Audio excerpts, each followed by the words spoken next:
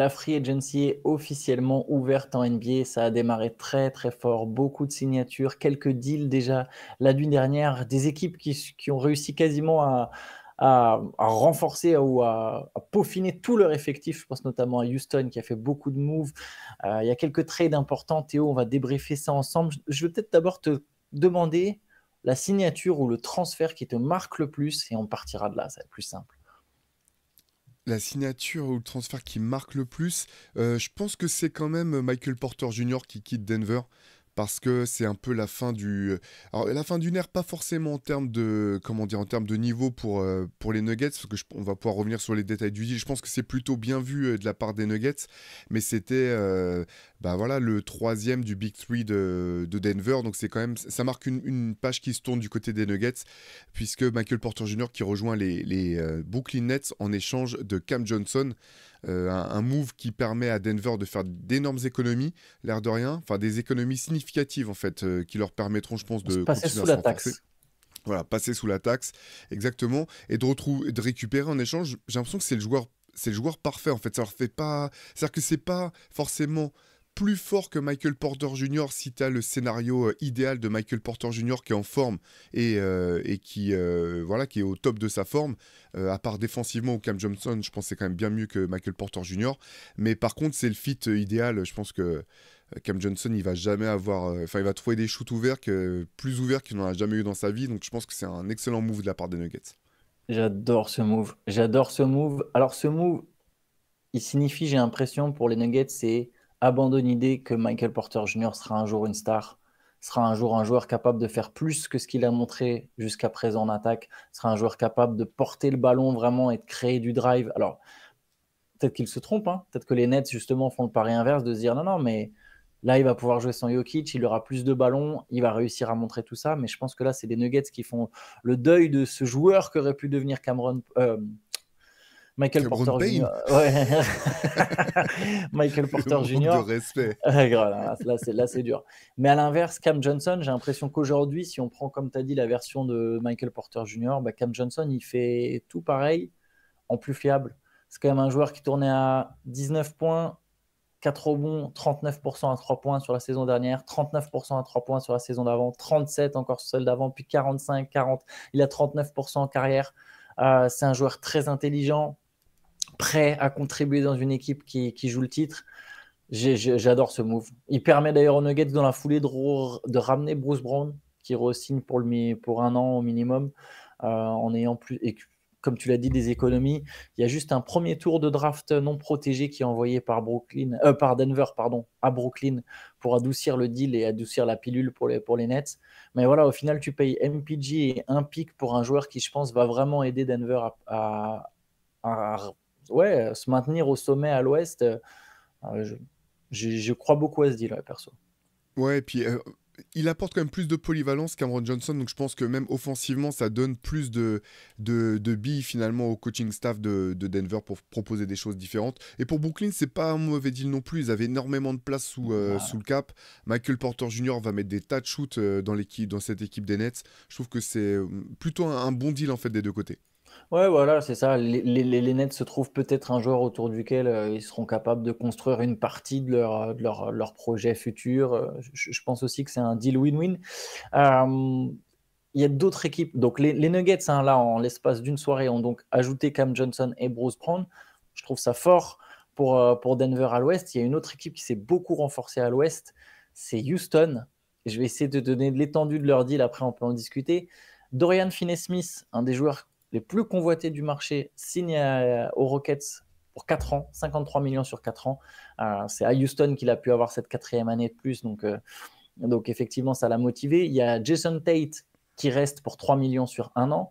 Il y a Clint Capella qui débarque pour 21 millions sur 3 ans. Et il y a Jeff Green et Justin Holiday, je crois que c'est Justin, le frère des Holiday, qui est à Houston, qui sont prolongés au minimum. Donc voilà, 5, je crois que j'ai cité 5 joueurs d'un coup, dont 2 nouveaux, Capella qui revient et Dorian Finney-Smith qui débarquent, sachant qu'il y avait déjà eu Kevin Durant, qui ont prolongé Jabari Smith. Ça commence à être très solide du côté de Houston. Je trouve que c'est une masterclass que fait Houston cet été.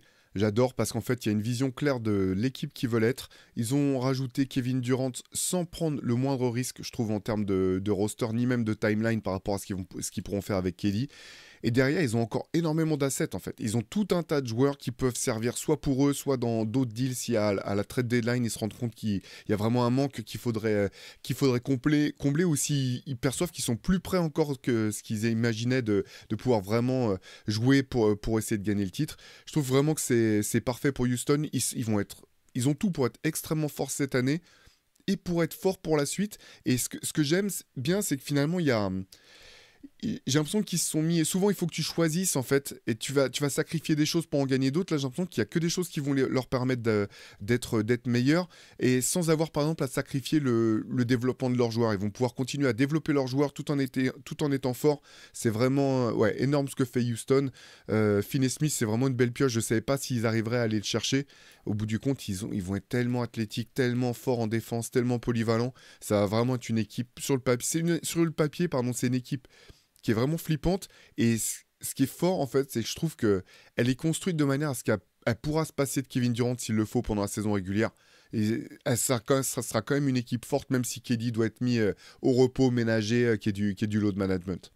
À part à la main, c'est quasiment triplé sur tous les postes en fait à Houston. Il n'y a que la main qui est plus délicate parce que c'est Fred VanVleet et derrière c'est Eric Shepard qui sera sophomore, dont on a vu peu de choses pour l'instant mais qui a l'air quand même d'avoir du potentiel. Le move à la limite que je comprends le moins dans cela, c'est peut-être éventuellement de Capella, sachant qu'ils ont déjà prolongé Steven Adams et qu'il y a... Alors on sait qu'Adams des fois peut jouer avec Alperen Sengun, hein. Ça a Et bien va marché jouer sans d'ailleurs, ça a doute, même ouais, très bien va marché. jouer sans doute avec Alperen Sengun. Donc bon, voilà, ça fait toujours. Après, vaut mieux avoir trois bigs que deux, hein. Vaut mieux avoir trois pivots que deux. Mais voilà, c'est juste celui où je me disais, bon, est-ce qu'il y avait vraiment besoin d'aller prendre Capella ou est-ce qu'un mec au minimum suffisait? Mais bon, il connaît bien la maison, c'est un vétéran, c'est quand même un joueur de qualité. Puis c'est un gars qui, du coup, ne signe pas chez un concurrent. Donc bon. C'est exactement ce que j'allais te dire. Parce que pour Capella, je me disais que c'était, d'une part, c'est une sécurité, et en même temps, en février, s'il y a une équipe qui a absolument besoin d'un big qui peut protéger le cercle, t'as un énorme asset dont toi, tu peux peut-être te passer. Je me suis dit comme toi, Antoine.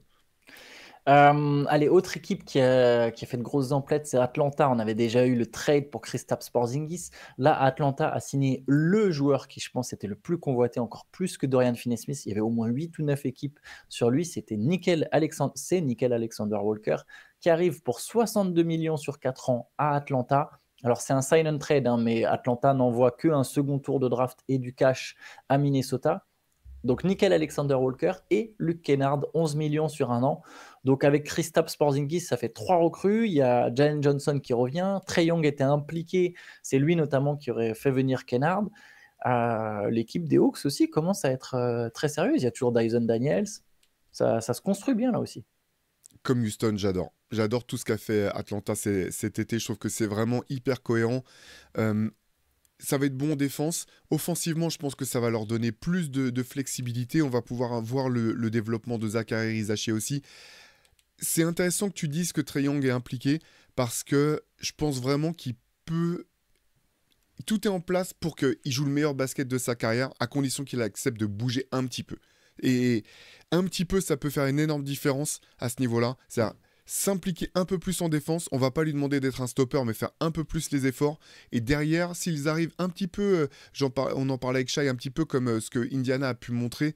Si Trae Young accepte de jouer un peu plus sans la balle, de laisser un peu plus les autres playmakers de l'équipe et du roster pouvoir monter le ballon pour donner un peu plus de diversité, cette équipe d'Atlanta me plaît vraiment beaucoup. Voilà, je pense, ce qu'on disait avec Shai, je pense que les gens qui suivent de loin se rendent pas compte à quel point la blessure de Jalen Johnson a fait dérailler la saison des Hawks l'an dernier. Je pense que cette année, Atlanta a vraiment une belle carte pour faire une superbe saison. Ouais, surtout qu'en plus l'Est est ouvert, donc tu peux un peu plus facilement rentrer dans le top 6. Il y a quand même des opportunités. J'espère que Zachary Rezachi, il aura toujours quand même il pourra, c'est pas juste qu'il aura toujours du temps de jeu, je sais qu'il aura toujours du temps de jeu, mais j'espère qu'il pourra gagner même en temps de jeu, parce que là, il y a Jalen Johnson qui revient, il y a toujours Dyson Daniels, Luke Kennard aura quand même des minutes sur ses postes 2-3. Nickel Alexander Walker, vu que tu le signes pour 62 millions, il va prendre aussi pas mal de minutes. Alors, Jalen Johnson, il pourra jouer poste 4, Rizaché, des fois, il pourra jouer poste 4, etc. Mais j'espère qu'il pourra se stabiliser au-dessus des 25 minutes plutôt que d'être à 20 sur sa saison sophomore. C'est juste ça que j'espère pour lui. Ouais, non, mais t'as raison. Après, au-delà des minutes, mais je pense qu'on est sur la même longueur d'onde, Antoine, tu vas me dire, mais c'est plutôt la manière dont il sera utilisé. J'aimerais bien le voir justement parmi ces arrières à qui on confie plus de responsabilités balle en main.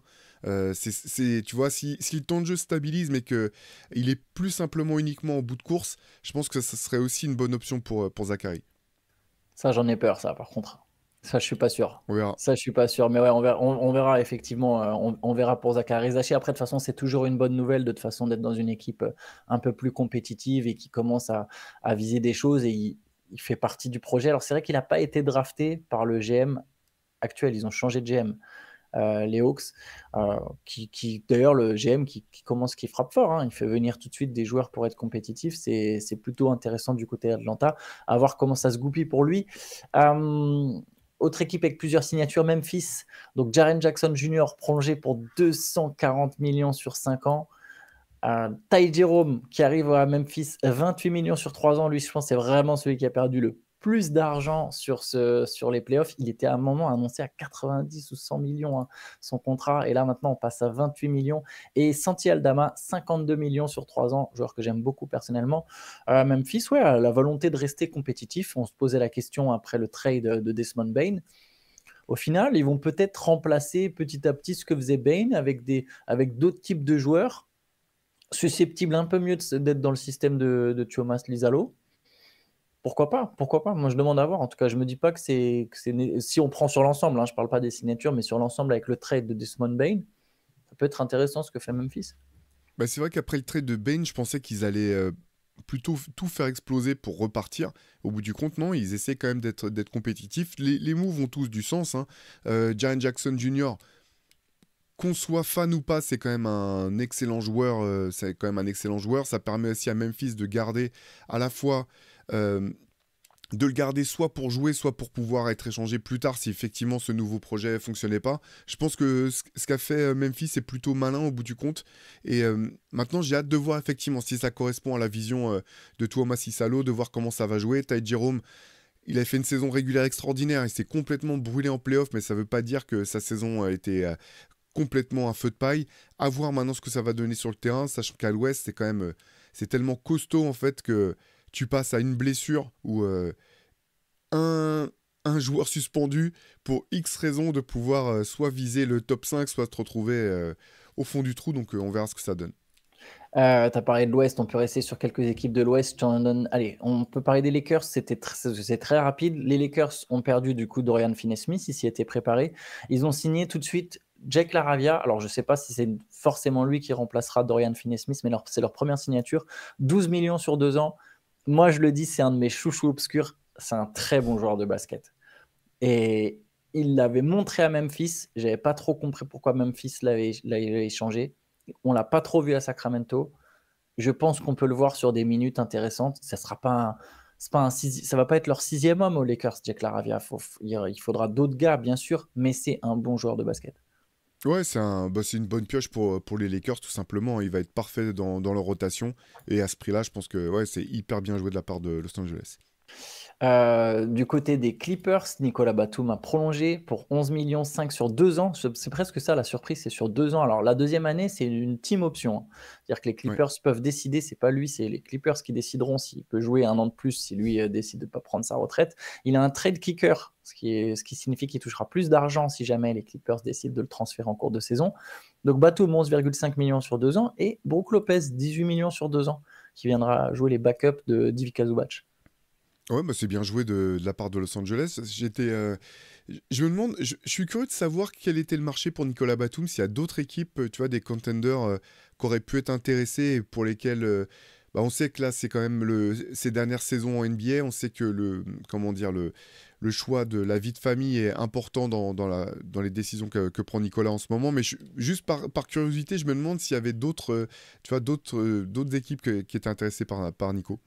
C'est possible, hein, vu son profil, hein. Finalement, il jouait quasiment 25 minutes par match en playoff. C'est-à-dire il n'a pas beaucoup joué pendant la saison, mais dès que ça compte, tu vois, Tyronn Lue, au final, il s'est tourné vers Batum, qui a défendu sur Jokic, qui a bien défendu, qui a eu des belles séquences quand même avec les Clippers. C'est un joueur, j'ai l'impression, que depuis qu'il a embrassé complètement ce côté role player, où je suis un facteur X, mais quelque part, c'est pas tout ne pèse pas. Enfin, c'est pas moi le premier role player qu'on va pointer du doigt. Alors évidemment, on pointe toujours du doigt les superstars d'abord, mais c'est pas moi le premier role player à qui on va en vouloir si jamais les choses tournent mal. Je trouve qu'il est excellent dans son rôle en fait, et il a été notamment à Los Angeles. Sur Brook Lopez, bah voilà, au moins les Clippers vont pouvoir jouer avec un vrai grand quand Zubac se repose. Je pense que ça sous-entend l'abandon de l'expérience Ben Simmons qui va devoir encore rebondir quelque part. Mais bon, voilà, à voir pour les Clippers. Ouais. Allez, j'enchaîne avec une autre équipe. Je me souviens t'avoir dit, mais non, mais Milwaukee, tu verras, ils n'ont pas la même équipe. Peut-être qu'ils vont signer d'autres joueurs. Bah, les Bucks ont signé la plupart de leurs free agents. Alors, il y a encore les questions sur Bobby Portis, et on vient de parler de Brook Lopez qui part, mais Gary Trent Jr. prolongé pour 7,5 millions sur 2 ans, Taurean Prince 7,1 millions sur 2 ans, et Porter Jr., Kevin Porter, qui a montré quelques belles choses, 11 millions sur 2 ans. Donc voilà, ça fait 3 joueurs qui restent. La bonne nouvelle, par contre, je dirais quand même que je vais essayer de rester encore une fois un peu optimiste, c'est des contrats très faibles au niveau de la valeur. Gary Trent, il va toucher 3-4 millions l'année, quoi. Ouais, et Bobby Portis qui reste aussi, hein, il a signé pour 2 ans. Je l'ai Donc raté, ils ont my vraiment... bad. Okay. Non, mais du coup, ils ont vraiment gardé leur équipe. Il y a Brook Lopez qui part, ce qui va quand même changer énormément la donne pour Milwaukee, l'air de rien, parce qu'il n'a pas fait une bonne saison. La saison passée n'était pas bonne pour Brook Lopez, mais c'était quand même celui autour de qui... Enfin, c'était autour de sa défense qui était organisé le reste de la défense de l'équipe. Je suis curieux de voir comment ça va être structuré et comment ça va se passer défensivement pour Milwaukee l'an prochain. Il te reste, sur le papier en tout cas, Giannis Antetokounmpo qui est l'un des meilleurs défenseurs de l'année.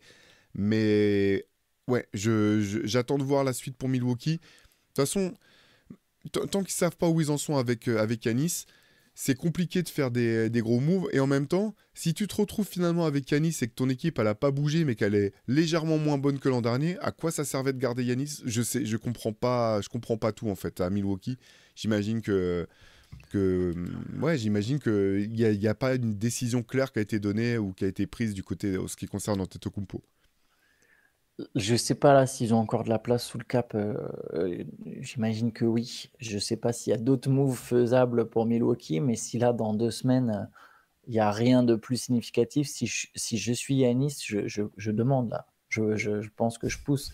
Euh, alors, en espérant que les dirigeants acceptent quand même de suivre mes indications et de se retrouver et que je puisse arriver un peu là où je veux, parce qu'il y a certaines équipes qui seront pas forcément beaucoup plus compétitives que Milwaukee, mais c'est vrai que là, l'effectif est pas très intéressant sur le papier quand tu sais que tu gardes la même ossature. Comme tu l'as dit, sans Brook Lopez, j'imagine que Yanis va passer plus de temps en tant que poste 5. Ça sous-entend peut-être être meilleur en attaque, en jouant très rapide, en ayant des shooters. Mais déjà, est-ce que, il y a le personnel? Il y a peut-être le personnel sur le papier, mais après, dans la fiabilité, dans la réalité du terrain, on a bien vu que ça montre des limites. Et puis en plus, tu as toujours Doc Rivers à la tête de l'équipe. Est-ce que lui, il peut construire ce genre d'attaque très efficace? Tu vois, les attaques des Cavaliers, des équipes qui marquent 120 points sur 100 possessions, j'y crois pas. Et puis, juste un petit mot quand même. Quand tu regardes donc, les autres acteurs majeurs du titre de Milwaukee, Jrue Holiday, Chris Middleton, Brook Lopez, quand tu regardes ces joueurs qui sont partis et quand tu regardes ce que Milwaukee a récupéré en retour, je continue de ne pas comprendre comment le GM a pu choper une prolongation de contrat avant même l'été, quoi. Moi, ça me laisse quand même un peu pantois.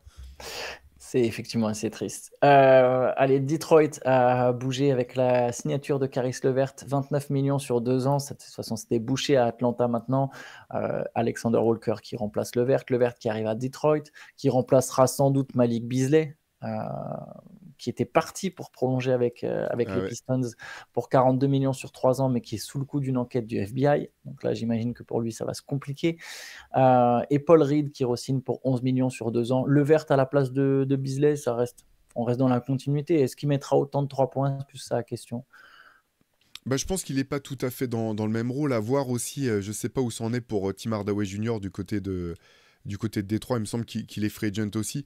De toute façon, Caris LeVert, c'est un bon joueur de rotation, hein. Où que tu le mettes, il est très polyvalent. Il assurera pas l'adresse qu'avait Malik Beasley. Peut-être que Détroit espère quand même toujours re-signer Malik Beasley à un moindre prix une fois que ils y verront plus clair du côté de l'enquête du FBI dont tu parlais tout à l'heure, hein. C'est tout à fait possible. Donc ouais, c'est bien joué pour Détroit. Ça fait pas bouger le... Tu sais, ça leur fait pas passer de cap, mais ça confirme qu'ils auront un effectif très cohérent. Ouais, au final, j'ai parlé de Beasley, mais il peut remplacer Schroeder, il peut remplacer Hardaway Oui, Junior, il y a Jaden Ivey qui va revenir. Je ne sais pas si son registre, c'est exactement ce qui sera nécessaire pour les Pistons en fonction de ce qui se passe avec Ivy. Mais bon, à 29 millions sur 2 ans, donc 15 millions à saison, c'est un joueur. Si ça marche pas, c'est un pari sur 2 ans que tu peux refourguer via un trade à un moment.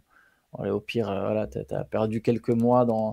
C'est vrai que les Pistons, ça va être l'année de la confirmation. Ça risque d'être plus compliqué d'ailleurs. À voir, tout dépendra comment leur jeune évolue. Mais bon, effectivement, c'est pas une mauvaise signature. Allez, peut-être un joueur que tu aimes bien, Kevin Looney, 16 millions sur 2 ans aux Pelicans. Je ne l'ai pas vu venir celui-là. Je pense que c'est l'équipe qui lui a proposé le plus de thunes, quoi. J'imagine. ouais, c'est super dur pour moi. J'adore ce joueur et le voir partir à New Orleans là dans cette équipe où je comprends pas comment c'est géré. Mais t'as résumé parfaitement la situation, hein. C'est l'équipe qui lui a proposé le plus d'argent. C'est un super joueur. Donc c'est pas le fit, c'est pas l'équipe dans laquelle j'aurais préféré le voir atterrir, mais Je viens de repenser à un truc. La draft de New Orleans. Ils ont lâché un pic donc qui est soit le leur, soit celui des Bucks, donc un pic potentiellement très intéressant pour faire ah venir un oui. pivot. Et un pivot undersized. Premier mec qui signe à la free agency, un pivot légèrement undersized. Quel est l'intérêt? Je capte pas. Au moins il y a un mec qui va défendre parce que l'an prochain, bon courage. Mais pour Herb faire jouer Jones ce et mec. lui, ils vont pas chômer, hein, je peux te le dire, parce que si tu regardes le roster des Pelicans, entre les joueurs qu'ils ont récupérés à la draft, avec les joueurs qu'ils ont récupérés à la draft notamment, ça va être très très compliqué. Et encore une fois, le spacing. Enfin bref, Ouais. il faut rappeler que les Pelicans viennent de changer de general manager. On fait venir Joe Dumars, qui n'avait pas dirigé une équipe depuis plus de 10 ans, qui n'a pas l'air d'être forcément au Et fait des c'était pas équipes. un hasard, hein. Si ça fait plus de 10 ans qu'il n'avait pas dirigé une équipe, faut le rappeler aussi. Ouais, c'est assez triste pour la franchise. C'est comme Milwaukee, on n'est pas forcément sur des moves très encourageants. Euh, Ah, et s'il y en a quelques-uns encore que je trouve assez importants, D'Angelo Russell, quand même, à Dallas, 13 millions sur 2 ans, c'est lui qui va assurer l'intérim de Kyrie Irving à la main. Très bien. Enfin, honnêtement, je pense que c'était, je pense que c'est bien pour Dallas, quoi. Si c'est un intérim, c'est bien. Je suis pas sûr qu'il y avait mieux, en fait, je suis pas sûr qu'il y avait mieux que D'Angelo Russell. Et honnêtement, alors, je suis pas particulièrement fan de D'Angelo Russell, mais c'est quand même un joueur créatif. S'il accepte, alors c'est pas s'il accepte, parce que de toute façon, Dallas a pas, enfin, je pense qu'il a toujours le potentiel pour vraiment faire bien jouer une équipe et donner de la créativité et être un créateur. Voilà. Ce que j'aimerais, c'est ça, pardon. Je fais des longues phrases. J'aimerais le retrouver vraiment dans un rôle de créateur plus que dans un rôle de scoreur. Et si c'est ça, c'est vraiment pas mal du tout pour Dallas, je pense. Tout à fait d'accord avec toi. Je pense qu'en fait, à 13 millions, c'est une super pioche. Et pourtant, je suis vraiment pas fan de D'Angelo Russell. Je pense que tu peux pas gagner durablement avec D'Angelo Russell. Je pense que tu peux pas viser les sommets avec D'Angelo Russell. On sait que c'est l'objectif des Mavericks finalement, hein. C'est toujours le titre annoncé. Alors, j'imagine, ils n'en ont pas trop reparlé depuis l'arrivée de Cooper Flag, mais c'est parfait. C'est un meneur qui, comme tu l'as dit, est très ingénieux avec le ballon. En tout cas, qu'il l'a été un moment dans sa carrière et qui doit le retrouver. Il a joué dans des équipes ces dernières années. On l'a bridé un petit peu, notamment aux Lakers. Si là, il peut avoir à nouveau une forme de carte blanche tout en laissant aussi Cooper Flag avoir ses ballons, tout en ayant comme rôle de faire jouer Anthony Davis, etc. Mais c'est un très bon intérim. Il est évidemment moins fort que Kyrie Irving en attaque. C'est évidemment une lacune que les équipes adverses vont exploiter en défense. Mais je pense qu'il fera tout à fait le job, en tout cas pour l'intérim. Je suis tout à fait d'accord avec toi sur ça. Euh, J'en ai noté une quand même intéressante, c'est le fait que les Suns font venir Nigel Hoyes. Je ne je sais pas comment ça se prononce, mais j'imagine comme ça, le MVP de l'Euroleague qui débarque à Phoenix. Alors, ça marche pas toujours le MVP d'Euroleague en NBA, hein, ça n'a pas toujours fait ses preuves. Rien que récemment, Vezenkov et Micic, ça n'a pas marché. Mais je trouve ça intéressant, en fait. Cette vision, ça reste c'est un peu dans la ligne de tout ce qu'a fait Phoenix depuis le changement de dirigeant. C'est qu'il y a une espèce de vision de, tiens, ce joueur, personne n'y pense, bah, nous, on va le faire venir et ça va marcher chez nous. On a besoin d'ailiers défensifs polyvalents. J'aime bien pour Phoenix. Ils ont besoin d'être créatifs de toute façon s'ils veulent sortir du trou, donc je trouve aussi que c'est un move bien vu. Est-ce qu'il y aurait une signature que j'aurais oubliée? Il y a Jordan Clarkson Onyx, peut-être au minimum. Jordan, oui, bah si, très bien pour New York. Moi, je trouve ça très bien. Pour une équipe qui manquait parfois quand même de solutions offensives, de talent, je trouve que Clarkson, c'est un excellent choix pour New York. Et allez, peut-être juste une dernière, dernière, Luke Cornett qui passe des Celtics aux Spurs, 41 millions sur 4 ans quand même, 10 millions à saison, il va toucher Luke Cornett, donc belle récompense après ses saisons à Boston. Il est remplacé à Boston par Luke Garza, donc je pense que c'est pas mal d'ailleurs pour les Celtics qui pour 5 millions se prennent le remplaçant de Luke Cornett qui fera à peu près la même chose j'imagine, alors peut-être pas aussi bien, mais de toute façon c'est un rôle à la marge. Et pour les Spurs du coup Luke Cornett, ouais. Qu'est-ce que tu en penses? Bah, Ça c'est t'inspire très quelque bien chose? pour les deux. En fait, Boston aurait bien aimé garder Cornet, mais il cherche à faire des économies. Donc voilà. Et puis, c'est pas comme s'il allait changer ta saison à lui tout seul. Et pour San Antonio, je trouve que c'est un bon pick. C'est un bon choix. Ils sauront bien s'en servir. Je pense qu'il va se fondre comme un poisson dans l'eau dans la façon de jouer de San Antonio. Je trouve que c'est malin des deux côtés. Yes, il y a plusieurs free agents encore qui sont sur le marché. On pense notamment à Horford. Alors, il y a Chris Paul, il y a pas mal. Donc tout ça, j'imagine, va se goupiller dans les prochains jours. On sera au rendez-vous évidemment tous les matins pour des CQFR. En plus, pour le coup, là, assez matinal depuis 2 jours. On essaiera de vous rapporter toutes les signatures. Il en manque quelques-unes. Elles sont disponibles sur Basket Session. Tu voulais ajouter quelque chose, Théo? Non, non, non, Ah, non. ok, ouais. Comme toi, j'allais dire que J'ai- tout était sur Basket Session si j'en voulais le détail. Exactement, tous les deals, parce que là, on les a quand même pas toutes abordés. Il y a quelques signatures, hein, si vous voulez vraiment savoir tous les joueurs signés par votre équipe favorite. On n'a pas parlé de Tyus Jones, par exemple, qui arrive à Orlando. Il y en a quelques-unes comme ça. Allez jeter un œil sur le site, tout est disponible sur basketsession.com. Et nous, du coup, on se retrouve demain pour un nouveau CQFR et cet après-midi pour un podcast. Je peux teaser, je peux C'est ce qu'on m'a dévoiler. dit, ouais. C'est ce qu'on m'a dit. Pareil. Voilà. Il paraît. Donc, Voilà. allez checker ça et on se retrouve bientôt. Ciao, ciao. Ciao.